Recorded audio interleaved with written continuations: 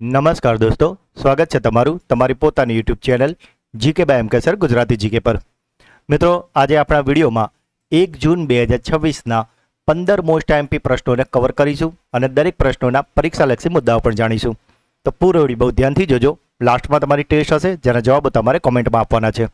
અને સાથે જ મિત્રો, આજથી નવો મહિનો ચાલુ થઈ ગયો છે, તો હવે તમે પણ જો વેકેશન મોડમાં હોય તો હવે એક્ટિવ મોડમાં આવી જજો, કારણ કે આવનારા સમયમાં CCEની પરીક્ષા, GPSની પરીક્ષા તેમજ એ સિવાય પણ HTAT ની પરીક્ષા અને ઘણી બધી મહત્વની પરીક્ષાઓ આવી રહી છે। અને માટે મિત્રો, અત્યારથી જ તેના માટે તૈયારી ચાલુ કરી દો, કારણ કે આવા નાના પ્રયત્નો જ એક દિવસ મોટી જીત અપાવે છે। અને સાથે જ મિત્રો, આ ગુજરાતની એકમાત્ર ચેનલ છે કે જ્યાં દરરોજ સવારે 8 વાગે 20 મિનિટ જેટલા નાનકડા વિડીયોમાં રોજના 15 મોસ્ટ આઈએમપી પ્રશ્નો તમને ડિટેલમાં કવર કરવામાં આવે છે અને સાથે જ આગલા દિવસના 15 પ્રશ્નોનું રિવિઝન પણ કરાવીએ છીએ। તો મિત્રો, જો તમે આપણી ચેનલના વિડીયોને ડેઇલી જોવાની એક આદત પાડી લેશો તો બહુ સ્માર્ટ વેમાં તમે કરંટ અફેર્સમાં પૂરેપૂરું સ્કોરિંગ આરામથી કરી લેશો। તો મિત્રો, જો હજુ સુધી ચેનલને સબસ્ક્રાઇબ ના કરી હોય તો અત્યારે જલ્દીથી કરી લો। તો ચલો વિડીયો સ્ટાર્ટ કરીએ છીએ। વિશ્વ દૂધ દિવસ દર વર્ષે કઈ તારીખે ઉજવવામાં આવે છે? તો મિત્રો, આજે વિશ્વ દૂધ દિવસ છે, એટલે કે વર્લ્ડ મિલ્ક ડે તે ઉજવવામાં આવે છે દર વર્ષે 1 જૂનના રોજ। વિશ્વ દૂધ દિવસ દર વર્ષે 1 જૂને ઉજવવામાં આવે છે અને આની શરૂઆત સંયુક્ત રાષ્ટ્રના ખાદ્ય અને કૃષિ સંગઠન દ્વારા વર્ષ 2001માં કરવામાં આવી હતી। ભારતમાં શ્વેત ક્રાંતિના જે જનક હતા ડૉક્ટર વર્ગીસ કુરિયન, તેમની જયંતિની યાદમાં દર વર્ષે 26 નવેમ્બરે રાષ્ટ્રીય દૂધ દિવસ ઉજવવામાં આવે છે। તો મિત્રો, અહીંયા કન્ફ્યુઝ નથી થવાનું। જો તમને રાષ્ટ્રીય દૂધ દિવસ પૂછે તો એ ઉજવાય છે 26 નવેમ્બરે અને અહીંયા વાત થઈ છે વિશ્વ દૂધ દિવસની, તો એ છે 1 જૂને। વાત કરીએ વિશ્વ દૂધ દિવસની 2026ની થીમની, તો આજે વખત થીમ રખાઈ છે સેલિબ્રેટિંગ વુમન ફાર્મર્સ। ભારત દુનિયાનો સૌથી મોટો દૂધ ઉત્પાદક દેશ છે કે જે વૈશ્વિક દૂધ ઉત્પાદનમાં એકલો જ 24%થી પણ વધારે યોગદાન આપે છે। ડેરી ક્ષેત્રની વાત કરીએ તો તે ભારતની GDPમાં 5%થી પણ વધારેનું યોગદાન આપે છે અને લગભગ દેશના 8 કરોડથી પણ વધારે ગ્રામીણ ડેરી ખેડૂતોની આજીવિકાનો મુખ્ય આધાર છે। અને સાથે જ મિત્રો, આજે છે 1 જૂન, એટલે તમને ખ્યાલ જ હશે કે આને સરકારી બર્થડે પણ કહેતા હોય છે અને આપનામાંથી પણ ઘણા બધાના માતા પિતા શ્રીની આજે સરકારી બર્થડે થશે। તો જે પણ વડીલોનો આજે જન્મદિવસ છે તે તમામોને ખૂબ ખૂબ જન્મદિવસની શુભકામના। મારા મધર ફાધરનો પણ આજે જ છે સરકારી બર્થડે। વિશ્વની બીજી સૌથી મોટી બેટરી એનર્જી સ્ટોરેજ સિસ્ટમ ક્યાં શરૂ કરવામાં આવી છે? તો મિત્રો, આજે વિશ્વની બીજી સૌથી મોટી બેટરી એનર્જી સ્ટોરેજ સિસ્ટમ છે તે બનવાની છે આપણા ગુજરાતના કચ્છના ખાવડા વિસ્તારમાં।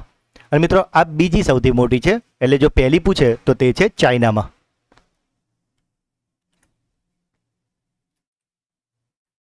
સમાન નાગરિક સંહિતા એટલે કે UCC યુનિફોર્મ સિવિલ કોડ બિલને પસાર કરનારું પૂર્વોત્તર ભારતનું પ્રથમ રાજ્ય કયું બન્યું છે? તો મિત્રો, આજે UCC છે એટલે કે સમાન નાગરિક સંહિતા, તેને ભારતમાં સૌપ્રથમ લાગુ કર્યું હતું ઉત્તરાખંડે।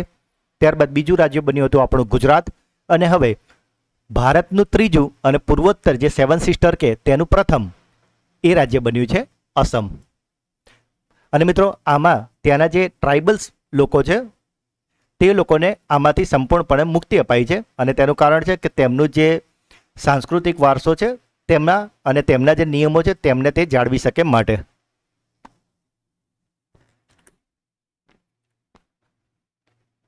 સંયુક્ત રાષ્ટ્ર દ્વારા કયા ભારતીયોને મરણો ઉપરાંત ડેગ હેમરશોલ્ડ મેડલથી સન્માનિત કરવામાં આવ્યા છે? તો મિત્રો, આ ખૂબ જ પ્રતિષ્ઠિત એવોર્ડ છે જે મરણોત્તર અપાય છે અને આ ડેગ હેમરશોલ્ડ મેડલ છે તે ભારતના જે 2 જવાનોને મળ્યો છે, તેમનું નામ છે લાન્સ હવલદાર હરભજનસિંહ અને નાયબ સુબેદાર સુજીત કુમાર પ્રધાન।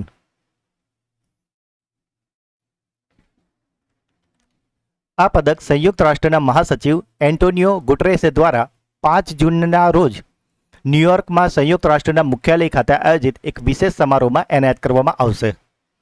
જો વાત કરીએ લાન્સ હવલદાર હરભજનસિંહની, તો તેઓ ડેમોક્રેટિક રિપબ્લિક ઓફ કોંગો એટલે કે DRCમાં સંયુક્ત રાષ્ટ્રના MONUSCO મિશનમાં તૈનાત હતા અને તેમણે ત્યાંના હિંસક સશસ્ત્ર બળવાખોરો જૂથોથી સ્થાનિક નાગરિકોનું રક્ષણ કરવા માટે અને પડકારજનક વાતાવરણમાં પણ શાંતિ વ્યવસ્થા જાળવી રાખવા માટે પોતાનું સર્વોચ્ચ બલિદાન એટલે કે પોતાના જીવનું બલિદાન આપ્યું હતું.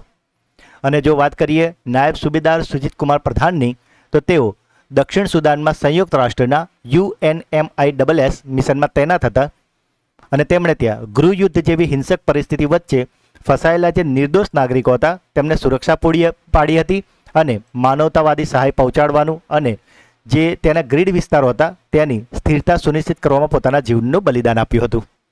મિત્રો, જો એવોર્ડની વાત કરીએ તો આ જે સન્માન છે એ સંયુક્ત રાષ્ટ્રનું સર્વોચ્ચ સન્માન છે અને જેની શરૂઆત વર્ષ 2000માં કરવામાં આવી હતી.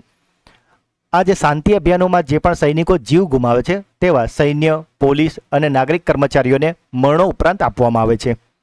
જો વાત કરીએ ભારતની, તો ભારત આ સંયુક્ત રાષ્ટ્ર શાંતિ સેનામાં કર્મચારીનું યોગદાન આપનારો દુનિયાનો બીજો સૌથી મોટો દેશ બન્યો છે.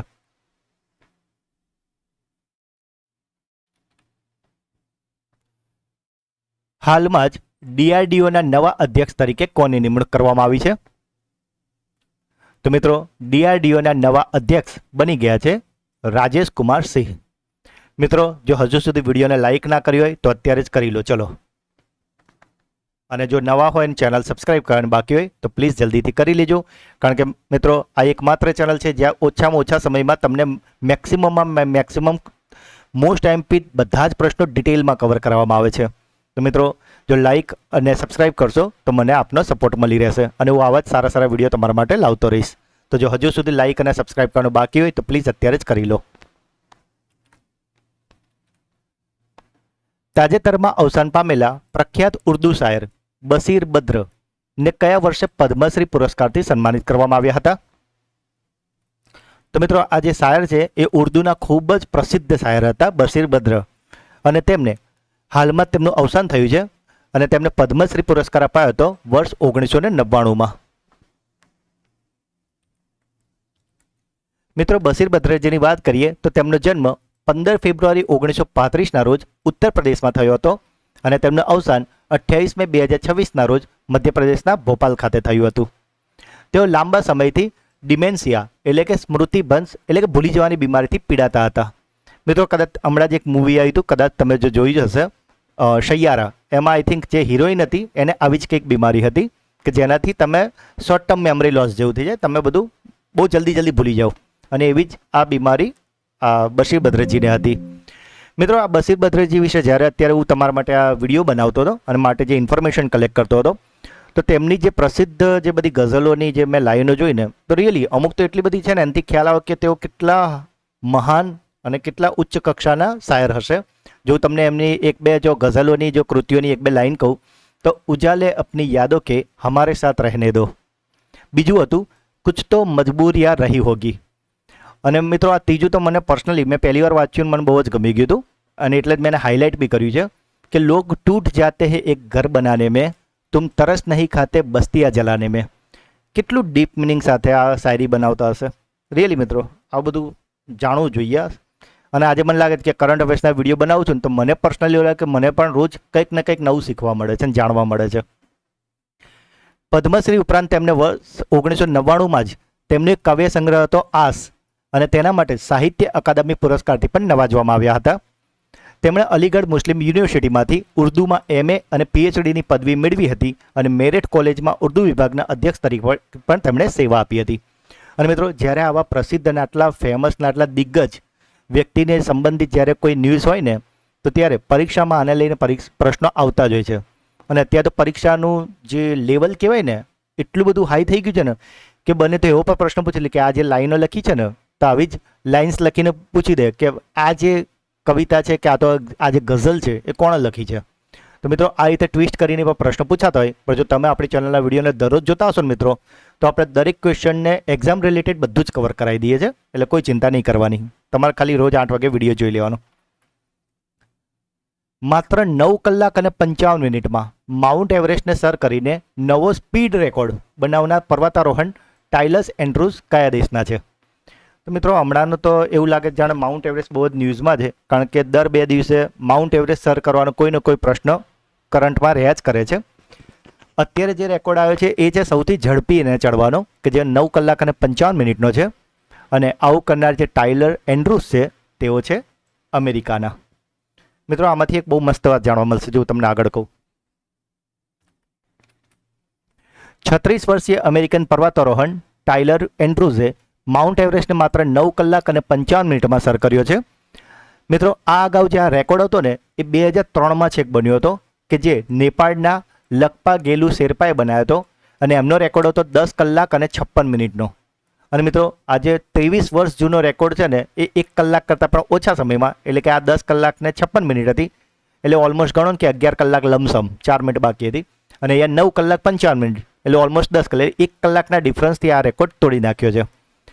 ટાઇલર એન્ડ્રુસ, જો મેં તમને કીધું એક મસ્ત વાત હતી, આ છે ટાઇલર એન્ડ્રુસ નાનપણમાં એપ્લાસ્ટિક એનિમિયા એટલે કે એક દુર્લભ બ્લડ કેન્સરથી પીડિત હતા, જેને હરાવીને તેમણે આ અસાધારણ સિદ્ધિ મેળવી છે. મિત્રો હું કહું છું ને કે મોટિવેટ થવું હોય ને તો આપણે ગમે ત્યાંથી થઈ શકીએ, અને મોટિવેશન આપણા અંદરથી આવી જોઈએ. આ બધા તો ખાલી એક એલિમેન્ટ તરીકે કામ કરે. જો આપણામાં અંદરથી જો સક્સેસ થવાની જો એક ઈચ્છા હશે ને તો આપણે દરેક જગ્યા પરથી પોઝિટિવ વસ્તુ ઉઠાવી લઈશું. તો મિત્રો જુઓ કે એક વ્યક્તિ કે જેને નાનપણમાં બ્લડ કેન્સર થઈ ગયું, આપણા ત્યાં એક સમય એવું કહેવાતું હોય કે કેન્સર એટલે કેન્સલ, પણ હવે તો જો કે કેન્સર મટી જાય છે, ખૂબ સારી બાબત છે. પરંતુ આવા કેન્સર પીડિત વ્યક્તિ પણ જો ઠીક પણ થઈ ગયો અને જો એણે આટલા માઉન્ટ એવરેસ્ટ સર તો કર્યો, સાથે જ આટલી સ્પીડમાં એમણે રેકોર્ડ બનાવવા માંડ્યા છે. અને આ સિવાય પણ ટાઇલર વિશ્વના અન્ય પ્રખ્યાત પર્વતો એટલે કે કિલીમાંજારો છે, એકાકાંગુઆ છે, મનાસ્લુ છે, આવા 85થી પણ વધારે પર્વતોને હાઈસ્પીડ ચડવાનો રેકોર્ડ તેમના નામે છે. આ ઐતિહાસિક ચઢાણ દ્વારા તેમણે ઇક્વાડોર, નેપાળના સુવિધા વિહોણા રમતવીર હતા, એટલે કે જે લોકો આ રીતે માઉન્ટ એવરેસ્ટ સર કરે પણ તેમની જોડે કોઈ એવા ઇક્વિપમેન્ટ નથી, અને તેઓ બિચારા કોઈ કહેવાય ને જે ઓક્સિજન માસ્ક કહેવાય કે બીજા સપોર્ટર્સ કહેવાય, એના વિના પણ એ લોકો આ રીતે ટ્રેકિંગ કરતા હોય, તો એ લોકો માટે ફંડ એકત્રિત કરવાનું પણ કાર્ય કર્યું હતું. એટલે મિત્રો વાત એવી હતી કે જો બીમાર વ્યક્તિ પણ જો ધારે ને તો પોતાના વિલ પાવરથી જો કેટલી બધી મોટી મોટી સિદ્ધિ હાંસલ કરે, અને તમે ને હું આપણે એકદમ નોર્મલ હોવા છતાં પણ આપણે કંઈક ને કંઈક બહાના કરતા હોય કે ટાઈમ નથી રહેતો, કે નથી યાદ રહેતું, કે ના હોય. મિત્રો તમે એકવાર નક્કી કરો મારે સક્સેસ થવું છે, 100% બોલો, આજે એક ડાયરીમાં લખ્યું મારે સક્સેસ થવું છે, અને ખાલી લખવાનું નહીં, પછી આને લઈને ડેડિકેટેડલી 1 વર્ષ આપી દો. જુઓ તમે સક્સેસ ના થાવ તો ચેલેન્જ. સાથે જ મિત્રો દર 10 વર્ષે થતી મહત્વની વહીવટી પ્રક્રિયા એટલે કે વસ્તી ગણતરી, અને અત્યારે 2 તબક્કામાં તે થઈ રહી છે, અને તેનો પહેલો તબક્કો અત્યારે 2026માં ચાલી જ રહ્યો છે મિત્રો, જે તમને ખ્યાલ જ હશે. અને માટે જ આવનારી તમામ પરીક્ષામાં આ વસ્તી ગણતરીના 2 કે 3 પ્રશ્નો 100% આવવાના છે. એમાં સીસીની પરીક્ષામાં તો મિત્રો કરંટ અફેર્સનું વેટેજ 30 માર્ક રાખવામાં આવ્યું છે, અને વિચારો 30 માર્ક એટલે કેટલા, તમે આરામથી મેરિટમાં સ્કોર કરી જાઓ જો ખાલી કરંટ કરીને જાઓ તો પણ. અને મિત્રો એવું ના વિચારો કે ખાલી પરીક્ષાનું ફોર્મ ભરીશું ત્યારે પછી મેગઝીન વાંચી લઈશું, એવા મિત્રો ક્યારેય પાસ નથી થતા. જે લોકો મેરિટમાં સિલેક્ટ થાય છે ને એ લોકો એવા જ હોય છે જે દરરોજ અત્યારથી તૈયારી કરતા હોય છે, જેવા કે તમે અત્યારે આવા ક્વોલિટી વિડીયો જોઈ રહ્યા છો અને તૈયારી કરી રહ્યા છો. જો આવું જ કન્ટિન્યુઅસ ચાલુ રાખશો ને તો 100% સફળ થઈ જશો. તો મિત્રો આજે વસ્તી ગણતરીનો વિડીયો છે, તેમાં આપણે 50 મોસ્ટ ટાઈમથી પ્રશ્નો કરાવે છે. તો મિત્રો જો તમે આ વિડીયો જોઈ લેશો ને તો 20 મિનિટના નાનકડા વિડીયોમાં વસ્તી ગણતરી આખું તમારે કમ્પ્લીટ થઈ જશે. તમારો એક પણ માર્ક્સ તો નહીં જ કપાવવાનો. અને મિત્રો પરીક્ષા હોય કે ના હોય, આ 20 મિનિટનો આ વિડીયો અચૂકથી જોજો. વસ્તી ગણતરી વિશે તમને ઘણું બધું નવું જાણવા મળશે. આ વિડીયોની લિંક તમને આપણા આ જ વિડીયોના ડિસ્ક્રિપ્શનમાં મળી જશે. મહિલાઓ દ્વારા સંચાલિત પ્રથમ સોલર એનર્જી પ્રોજેક્ટ કયા રાજ્યમાં શરૂ કરવામાં આવ્યો છે? તો મિત્રો આજે અત્યારે મહિલાઓ દ્વારા સંચાલિત ઘણા બધા વુમન એમ્પાવરમેન્ટને લઈને આવા બધા પ્રશ્નો હોય છે, એટલે કરંટમાં ઘણીવાર આવી જતા હોય છે. અને આજે પ્રથમ છે સોલર એનર્જી પ્રોજેક્ટ, કે જે સંપૂર્ણપણે મહિલાઓ દ્વારા સંચાલિત છે, અને તે છે તેલંગાનામાં. મિત્રો હમણાં જ તમને આપણે એક પ્રશ્ન કર્યો હતો, આમા દીદી બહેની યોજના, કે જેનો શુભારંભ આપણા રાષ્ટ્રપતિ દ્રૌપદી મુર્મુજીએ સિક્કિમથી ચલાવ્યો, કે જેમાં પણ એક પિંક બસ સેવા શરૂ કરવામાં આવી છે, કે જેનું સંપૂર્ણ સંચાલન ડ્રાઈવરથી લઈને તેનું સંપૂર્ણ સંચાલન મહિલાઓ દ્વારા કરવામાં આવે છે. આ ખૂબ જ મજાનો પ્રશ્ન છે. તાજેતરમાં ભારતીય મૂળના કયા વિદ્યાર્થીએ પ્રતિષ્ઠિત સ્ક્રિપ્સ નેશનલ સ્પેલિંગ બી સ્પર્ધાને જીતી છે? તો મિત્રો આજે સ્ક્રિપ્સ નેશનલ સ્પેલિંગ બી સ્પર્ધા છે, તેને જીતી લીધી છે શ્રેય પારીખે. મિત્રો આમાં શું હોય છે કે 8મા ધોરણથી નાના જે બાળકો હોય ને તેમને સ્પેલિંગ પૂછવામાં આવે છે, એ ટાઈપની આ સ્પર્ધા છે. અને આમાં જે શ્રેય પારીખે ભાગ લીધો હતો તેમાં છેલ્લા રાઉન્ડમાં ટાઈ થઈ ગઈ હતી, અને ટાઈ બ્રેકર માટે બંને જે સામે જે પણ પ્રતિસ્પર્ધી હતા એમને નામને સ્પેલિંગો બોલવાના હતા, અને શ્રેયે ફક્ત 90 સેકન્ડમાં 32 સાચા સ્પેલિંગ જવાબ આપીને આ જે ટ્રોફી હતી એ જીતી લીધી છે મિત્રો, અને એના માટે લગભગ એમને 41 લાખ જેટલું ઇનામ આપવામાં આવ્યું છે. અને મિત્રો બીજી એક નવાઈની વાત એ છે કે 2008થી સતત આ જે સ્પર્ધા છે ને એ ભારતીય અમેરિકન જ જીતે છે. ભારતીય અમેરિકન એટલે કે NRI, કે જે ભારતીયો અમેરિકામાં સ્થાયી થઈ ગયા છે એવા જ લોકો સળંગ 2008થી નોનસ્ટોપ આ સ્પર્ધા જીતી રહ્યા છે, જે આપણા માટે ગર્વની બાબત કહેવાય. યુરોનું ચલણ અપનાવનારો 21મો દેશ કયો બન્યો છે? તો મિત્રો જેમ બધા ચલણ હોય છે, રૂપિયા, યુરો, યેન, બરાબર, બધા ડોલર, દિનાર, તો આવી જ રીતે જે યુરો પણ એક ચલણ છે, અને આને અપનાવનારો જે 21મો દેશ છે તે હવે બની ગયો છે બુલ્ગેરિયા. મિત્રો જો હજુ સુધી વિડીયોને લાઇક અને ચેનલને સબસ્ક્રાઇબ ના કરી હોય તો પ્લીઝ અત્યારે જ કરી લેજો. વિશ્વ તમાકુ નિષેધ દિવસ ક્યારે ઉજવવામાં આવે છે? તો મિત્રો આજે વર્લ્ડ નો ટોબેકો ડે છે, તે દર વર્ષે ઉજવવામાં આવે છે 31 મેના રોજ. અને મિત્રો આને WHO દ્વારા 1987થી શરૂ કરવામાં આવ્યો છે. તાજેતરમાં ભારતની મુલાકાતે આવેલા યુમિન આંગવાંગ કયા દેશના રાષ્ટ્રપતિ છે? તો મિત્રો તમે જે મિત્રો ચેનલને રેગ્યુલર ફોલો કરે છે તેમને ખ્યાલ જ છે કે આપણે દરેક વખતે જણાવતા હોય કે જ્યારે પણ ભારતના કોઈ અધિકારી કે મંત્રીશ્રી અન્ય દેશની મુલાકાતે જાય કે અન્ય દેશના આવા જ કોઈ અધિકારી આપણી દેશની મુલાકાતે આવે તો આપણે પરીક્ષા માટે એટલે ઇમ્પોર્ટન્ટ હોય કારણ કે ત્યારબાદ એ બંને દેશો વચ્ચે કોઈક ને કોઈક મોટી ડીલ, કરાર કે MOU થતા હોય છે. અને મિત્રો આજે યુમિન આંગવાંગ આવ્યા છે ભારતની ઓફિશિયલ મુલાકાતે. તેઓ રાષ્ટ્રપતિ છે મ્યાનમારના.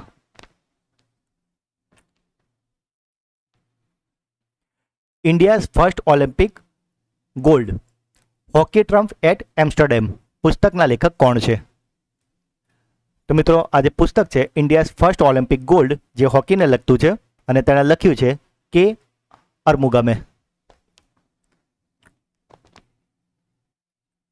સાથે જ મિત્રો એપ્રિલ મહિનાનો મંથલી કરંટ અફેર્સ વિડીયો કે જેમાં આપણે એપ્રિલ મહિનાના મોસ્ટ IMP 200 પ્રશ્નો કરાવ્યા છે.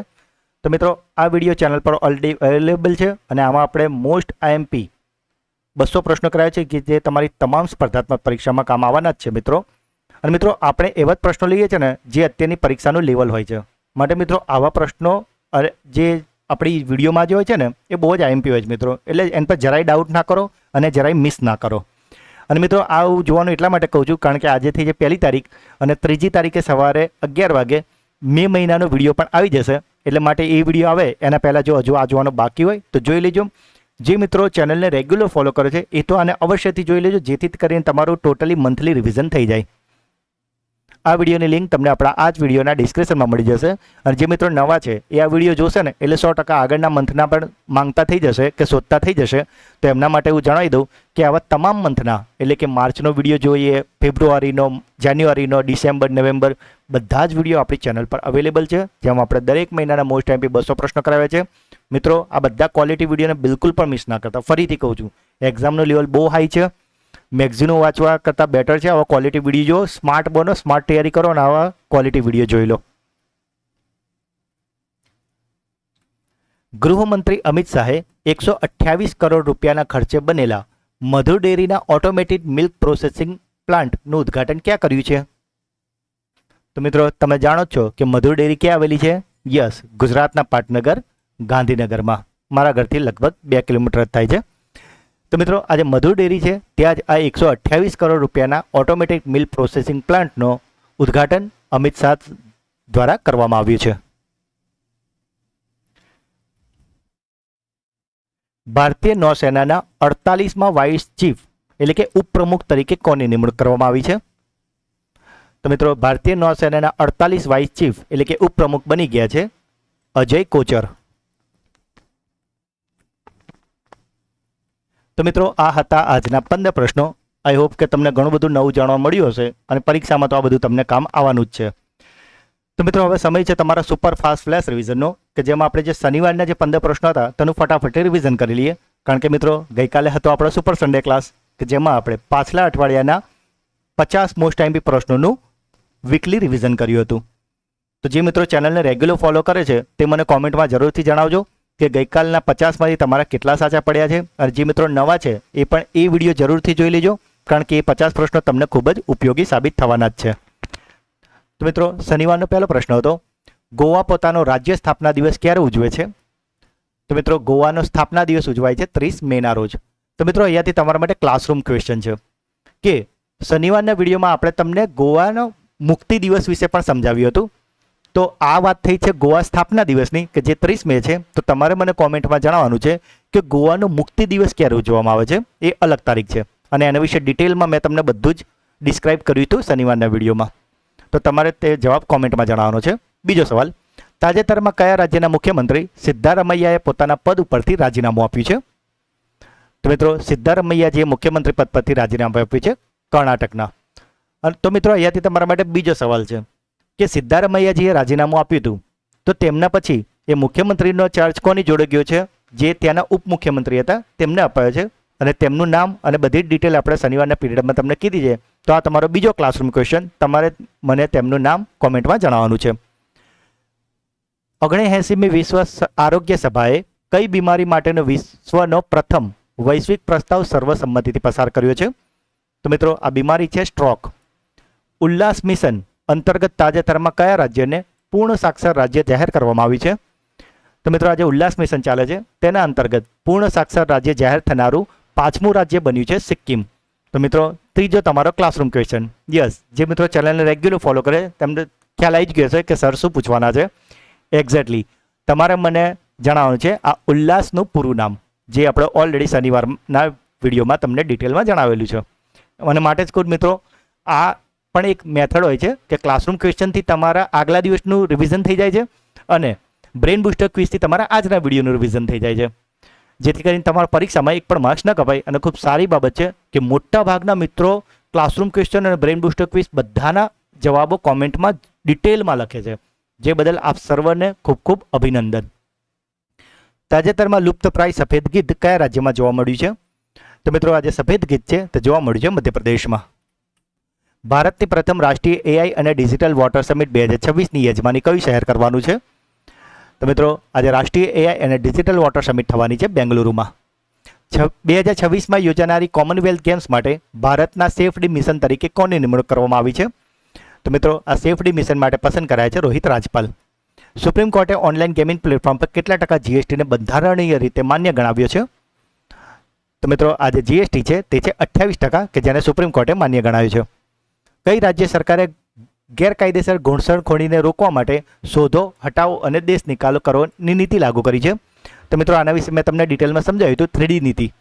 એના વિશે જો તમે એ વિડીયો જોયો હશે તો ખ્યાલ આવી ગયો હશે, અને ના જોયો તો જોઈ લેજો. તો મિત્રો આ જે નીતિ છે તે લાગુ કરી છે પશ્ચિમ બંગાળે. ગુણવત્તા અને જીવતના જોખમોનો હવાલો આપીને કયા દેશે ભારતીય કેરીઓની આયાત પર પ્રતિબંધ મૂક્યો છે? તો મિત્રો આ પ્રતિબંધ મુકાયો છે જાપાન દ્વારા. 8મી Indian Open International Para Athletic Championship 2026માં ભાલાફેંકની સ્પર્ધામાં નવો વર્લ્ડ રેકોર્ડ કોણે બનાવ્યો છે? તો મિત્રો આ નવો વર્લ્ડ રેકોર્ડ ભાલાફેંકમાં બનાવ્યો છે સુમિત અંતિલે. અનાનસની વિશિષ્ટ ગુણવત્તાને પ્રોત્સાહન આપવા માટે મિશન ક્વીન પાઇનેપલ ક્યાં શરૂ કરવામાં આવી છે? તો આજે મિશન ક્વીન પાઇનેપલ છે તે શરૂ કરાયું છે ત્રિપુરામાં. 11 વિવિધ ભાષાઓમાં લોન્ચ કરવામાં આવેલું પુસ્તક પોર્ટલ કે જેનું નામ છે ભારત વિસ્તાર, તો તે ક્યાંથી લોન્ચ કરવામાં આવ્યું છે? તો મિત્રો આ જે ભારત વિસ્તાર છે તે એઆઈ ટૂલને લોન્ચ કરવામાં આવ્યું છે જયપુરમાંથી, અને જેને ઇનોગ્રેટ કર્યું છે આપણા મંત્રી શિવરાજસિંહ ચૌહાણે. હિમાચલ પ્રદેશના મુખ્યમંત્રી દ્વારા લોન્ચ કરાયેલું પુસ્તક બાજાર કે જે એક ઉપન્યાસ છે તેને લેખક કોણ છે? તો મિત્રો આજે બાજાર ઉપન્યાસ એટલે કે નવલકથા છે તેને લખ્યું છે નિરંજન દેવ શર્માએ. અને શનિવારનો છેલ્લો પ્રશ્ન હતો, ISSF વર્લ્ડ કપ 2026 કે જે જર્મનીમાં રમાઈ રહ્યો છે તેમાં મહિલાઓની 25 મીટર પિસ્તોલ સ્પર્ધામાં 50માંથી 43 પોઈન્ટ મેળવીને નવો વર્લ્ડ રેકોર્ડ કોણે બનાવ્યો છે? તો મિત્રો આ રેકોર્ડ બનાવ્યો છે ઈશા સિંહે. તો મિત્રો આ હતા શનિવારના 15 પ્રશ્નો કે જેનું અત્યારે તો આપણે ખૂબ ફટાફટ રિવિઝન કરી લીધું છે, પરંતુ શનિવારના વિડીયોમાં આપણા દરેક પ્રશ્નને ખૂબ જ ડિટેલમાં અને સારી રીતે તમને સમજાવ્યા છે. તો જો હજુ સુધી તમે તે વિડીયો ન જોયો હોય તો તેની લિંક તમને આપણા આ જ વિડીયોના ડિસ્ક્રિપ્શનમાં મળી જશે, તેને અવશ્યથી જોઈ લેજો. તો મિત્રો હવે સમય છે તમારી બ્રેન બૂસ્ટર ટેસ્ટનો, જેમાં આજના જે 15 પ્રશ્નો હતા તેમાં 3 પ્રશ્નો પૂછવામાં આવશે જેના જવાબો તમારે મને કોમેન્ટમાં જણાવવાના છે. પરંતુ એ પહેલાં ગઈકાલના વિડીયોમાંથી જે મિત્રોએ જવાબ આપ્યા છે તેમાંથી રેન્ડમલી 3 મિત્રોના નામ આપણે સિલેક્ટ કરીએ છીએ અને પછી આપણે એનાઉન્સ કરીએ છીએ. તો મિત્રો ગઈકાલના વિડીયોમાં જે મિત્રોએ જવાબ આપ્યા છે તેમાં જે પસંદ થયેલા 3 ઉમેદવારો છે તે મિત્રોના નામ છે ડૉક્ટર બ્રિજેશ પટેલ, ફાલ્ગુની જયસ્વાલ અને જયદીપ જોશી. તો ત્રણેય મિત્રોને ખૂબ ખૂબ અભિનંદન કે જેઓ દરરોજ આપણી ચેનલના વિડીયોને જુઓ તો છે જ, સાથે brain booster quiz, classroom question અને વિડીયો અંગેના પ્રતિભાવો જરૂરથી જણાવે છે.